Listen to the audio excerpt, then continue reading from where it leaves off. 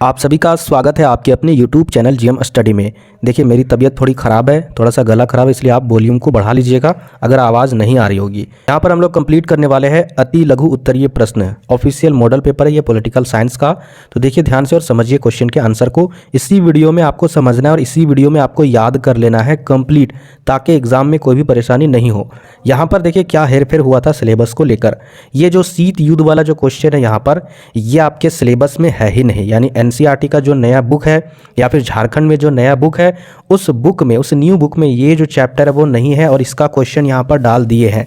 तो पता नहीं जैक किस तरीके से question out of syllabus set करता है, समझ से बाहर है। तो खैर कोई दिक्कत नहीं है, 4 से 5 दिन के अंदर में, लगभग 4 से 5 दिन या फिर 1 सप्ताह के अंदर में आपका सभी सब्जेक्ट का, जितने भी आर्ट्स में पेपर है सभी पेपर का टू प्रिंट मैं आपको वीडियो के माध्यम से बता दूंगा, जिसमें किस चैप्टर से कितने नंबर के और कौन कौन टाइप के क्वेश्चन पूछे जा रहे हैं। ठीक है, उसका जो टेबल है ना वो तैयार कर रहा हूँ एनालिसिस करके, तभी ना मैं आपको यहाँ पर बता रहा हूँ कि ये सिलेबस के अंडर में था ही नहीं और यहाँ पर दे दिया है। तो उसी तरीके से पॉलिटिकल साइंस का भी जब ब्लूप्रिंट मैं आपको दूंगा उस समय मैं सारा बता दूंगा कि कौन सा चैप्टर पढ़ना है, कौन सा चैप्टर नहीं पढ़ना है, और उसी चैप्टर से आपके एग्जाम में क्वेश्चन आएंगे। फिलहाल हम लोग यहाँ पर देख लेते हैं इसके आंसर को। क्वेश्चन क्या आपका शीत युद्ध से आप क्या समझते हैं। पहले क्वेश्चन को समझिए। शीत युद्ध, शीत का मतलब होता है ठंड। आप सभी को पता होगा शीत का मतलब ठंड होता है। तो ठंड युद्ध नहीं है, इसका तात्पर्य कुछ अलग है। इसमें एक ऐसा युद्ध दो देशों के बीच में जिसमें किसी प्रकार से बॉर्डर लाइन में, यानी जो सीमा लाइन होता है, बॉर्डर लाइन होता है, उसमें किसी तरीके से बम बारूद या फिर बंदूक वगैरह से झगड़ा नहीं हुआ था।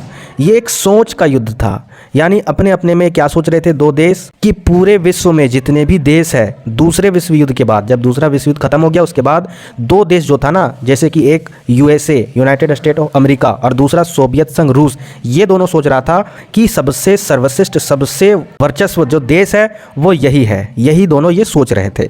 तो याद रखिएगा, एक म्यान में दो तलवार कभी भी नहीं होती है। यही खेला इन लोगों के साथ हो गया था। इस कारण से एक विचारधारा का युद्ध हो रहा था। विचारधारा कहने का मतलब है इनका मानना था कि पूरे विश्व में और भी देश है, भारत, श्रीलंका, पाकिस्तान, चाइना, जापान, जितने भी देश है, ये सोच रहा था कि मैक्सिमम मेरे तरफ सारे देश आ जाए मेरे खेमे में, और ये सोच रहा था कि मेरे खेमे में सारे देश आ जाए, और जिस कारण इन दोनों के बीच में शीत युद्ध पनप उठा।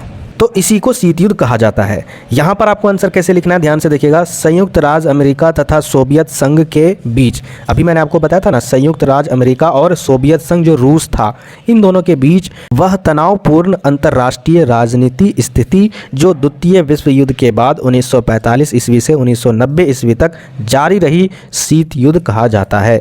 मतलब एक ऐसा तनावपूर्ण इन दोनों देशों के बीच में जो अंतर्राष्ट्रीय राजनीति स्थिति वाला तनावपूर्ण था, जो दूसरे विश्व युद्ध के बाद 1945 से लेकर 1990 ईस्वी तक जारी रहा, इसी को शीत युद्ध कहा जाता है। इसके बाद नेक्स्ट क्वेश्चन देखिए, भारत के प्रथम मुख्य चुनाव आयुक्त कौन थे।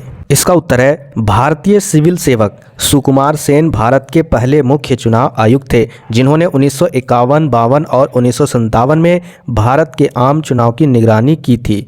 तो याद रखिएगा, कम से कम आप अगर ये नाम याद रखिएगा ना, सुकुमार सेन, तो 100% आपके एग्जाम में कभी भी नंबर नहीं कटेंगे। और याद रखिएगा ये क्वेश्चन आपके CUET के एग्जाम में भी पूछा जाएगा, मोस्ट VVI क्वेश्चन है। आगे देखिए नेक्स्ट क्वेश्चन क्या आपका, यूएनओ की सुरक्षा परिषद में कितने सदस्य अस्थायी है और कितने सदस्य गैर अस्थायी है, ये क्वेश्चन आपसे पूछा गया है। टोटल 15 सदस्य होते हैं, जिनमें से 5 सदस्य अस्थायी सदस्य होते हैं और जो 10 सदस्य होते हैं, ठीक है, वो अस्थायी होते हैं। ये चीज़ आप याद रखिएगा। यहाँ पर उत्तर भी लिखा हुआ है कि 15 सदस्य टोटल होते हैं, जिनमें से 5 अस्थायी सदस्य होते हैं और 10 अस्थायी सदस्य होते हैं। अगर सभी सदस्यों के अगर नाम पूछे जाएंगे, 5 सदस्य जो आपका स्थायी सदस्य है तो उनके नाम लिख दीजिएगा, और जो 10 अस्थायी सदस्य है उनके भी नाम लिख दीजिएगा। मैंने आपको क्वेश्चन करवाया था, नहीं तो आप एनसीईआरटी बुक से देख सकते हो, किसी भी क्वेश्चन बैंक से भी देख सकते हो। आगे देखिए नेक्स्ट क्वेश्चन क्या आपका, यूएनओ का मुख्य उद्देश्य क्या है। यहाँ पर देखिए संयुक्त राष्ट्र संघ के 2 उद्देश्य या फिर 2 मुख्य उद्देश्य क्या है। पहला ये उद्देश्य है कि अंतर्राष्ट्रीय शांति और सुरक्षा की रक्षा करना, अंतर्राष्ट्रीय स्तर पर कहीं भी किसी भी दो देशों के बीच में अगर युद्ध की भावना पनप उठ रही है या फिर किसी तरीके से शांति व्यवस्था पर उल्लंघन हो रहा है तो उस समय इसको शांति व्यवस्था को कायम करना और साथ ही साथ अगर किसी देश को दूसरे देश से खतरा महसूस हो रहा है तो उसको सुरक्षा भी करना, उसकी रक्षा भी करना, ये उद्देश्य किसका है? संयुक्त राष्ट्र संघ का पहला उद्देश्य। दूसरा उद्देश्य क्या है? सभी राष्ट्रों के बीच समान अधिकारों और आत्मनिर्णय के सिद्धांतों के आधार पर मैत्रीपूर्ण सहयोग का विकास करना। तो ये दो उद्देश्य जो है मुख्य तौर पर संयुक्त राष्ट्र संघ के उद्देश्य है। इसके बाद देखिए नेक्स्ट क्वेश्चन क्या आपका, सोवियत संघ की राजनीतिक व्यवस्था किसके विचार पर आधारित है? यानी सोवियत संघ में जो विचारधारा थी वो किस विचार पर आधारित था? तो इसका उत्तर होगा सोवियत संघ में जो राजनीतिक व्यवस्था के विचार थे वह एक साम्यवादी विचार थे। और किसके विचार पर आधारित था? तो लेनिन के विचार पर आधारित था। ठीक है, लेनिन ने ही सोवियत संघ में साम्यवादी विचारधारा को लागू किया था। और अगर आपका ये क्वेश्चन पूछा जाए सोवियत संघ के जगह पर यूनाइटेड स्टेट ऑफ अमेरिका यानी संयुक्त राज्य अमेरिका का राजनीतिक व्यवस्था का विचार क्या था? तो उसका विचार था पूंजीवादी व्यवस्था। ठीक है, पूंजीवादी विचारधारा। दोनों का क्वेश्चन पूछ सकता है आपके एग्जाम में, ज़्यादा चांस है कि ये वाला 100% पूछेगा। इसके बाद नेक्स्ट क्वेश्चन आपका, तिब्बत के कौन पारंपरिक नेता, यानी तिब्बत के ये पारंपरिक नेता थे जिन्होंने 1959 में भारत में शरण ली थी, तो वो कौन नेता थे?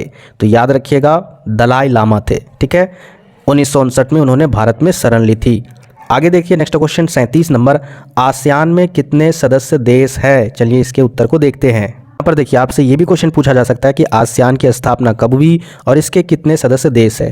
क्योंकि दो पार्ट में आंसर आपको देना है तो 2 नंबर वाला क्वेश्चन में ये भी पूछ सकता है। तो यहाँ पर देखिए इसका उत्तर क्या लिखना है कि आसियान की स्थापना 8 अगस्त 1967 को हुई और इसके 5 देश संस्थापक सदस्य है। यानी सदस्य जो देश है वो टोटल 5 है, इंडोनेशिया, मलेशिया, थाईलैंड और फिलीपींस और सिंगापुर। और वर्तमान में आसियान के सदस्य के जो देशों की संख्या वो टोटल 10 है। आगे नेक्स्ट क्वेश्चन आपका, कांग्रेस पार्टी के संदर्भ में सिंडिकेट शब्द से क्या समझते हैं?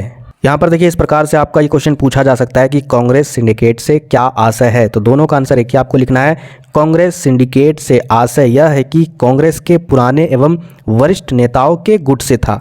यानी जो ये सिंडिकेट था ना वो कांग्रेस के नेता का ही एक संगठन था, गुट था, जिसने इंदिरा गांधी को सत्ता से वंचित करने हेतु उन्हें दल की प्राथमिकता सदस्यता से हटा दिया था। आप सभी को पता होगा, वैसे मैं आपको सब्जेक्टिव वाले क्वेश्चन में करवाऊंगा, इंदिरा गांधी को एक बार पद से हटा दिया गया था।